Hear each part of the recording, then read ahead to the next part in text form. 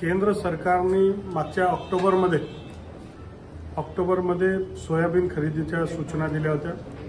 त्या सूचनेला अनुसरून आपण खरेदी सुरुवात करून पूर्ण भारतामध्ये जितकी सोयाबीन सगळ्या राज्यांनी मिळून घेतली त्याच्यापेक्षा जास्ती एकट्या महाराष्ट्राने 11,25,000 टन ही सोयाबीन खरेदी केली। आपले सगळे गोडाऊन फुल झाले आणि मागच्या काळामध्ये 12 जानेवारीपर्यंत त्यांची मुदत होती।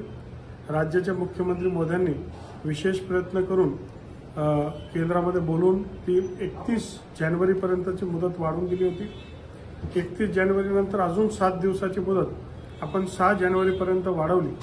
अजून काही शेतकऱ्यांची मागणी होती आणि मागणीनुसार आपण प्रस्ताव तयार करून 6 तारखेलाच केंद्राला पाठवलेला आहे। केंद्राला विनंती केली अजून काय आपल्याला वाढवून देता येईल।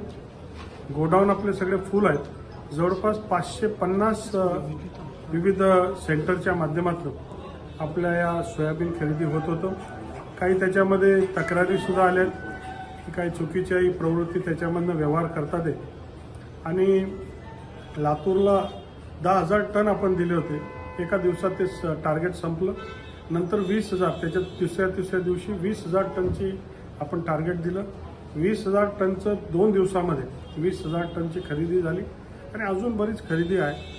तर केंद्राकडे आपण प्रस्ताव पाठवला आहे, पण शेतकऱ्यांच्याकडे येणारा तूर डाळ ही सुद्धा 3 लाख टन ही तूर डाळ खरेदी करण्याचं ठरलेलं आहे।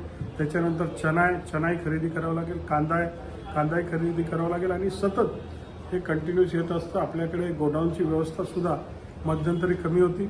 आपण काही गोडाऊन भाड्यासंदर्भात मागणी केली, काही व्यवस्थाही आपण करतोय आणि आपण केंद्राकडे देखील ही मागणी केली की अजून आम्हाला मुदतवाढ मिळावी। केंद्राने 3 वेळा आपल्याला मुदतवाढ दिली। आता त्यांच्याकडे आपला प्रस्ताव गेलेला आहे। जसे काही आपल्याला त्याच्या माध्यमातून होईल। तर अनेक शेतकरी आहेत ते मागणी करताना पाहायला मिळत आहेत, रांगा लागलेल्या आणखी दिसून येत आहेत।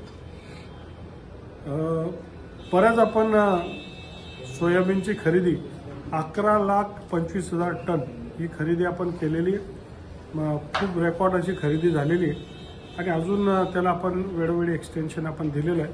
अजून एक्सटेन्शनची आपली मागणी। एबीपी माझा, उघडा डोळे बघा नीट।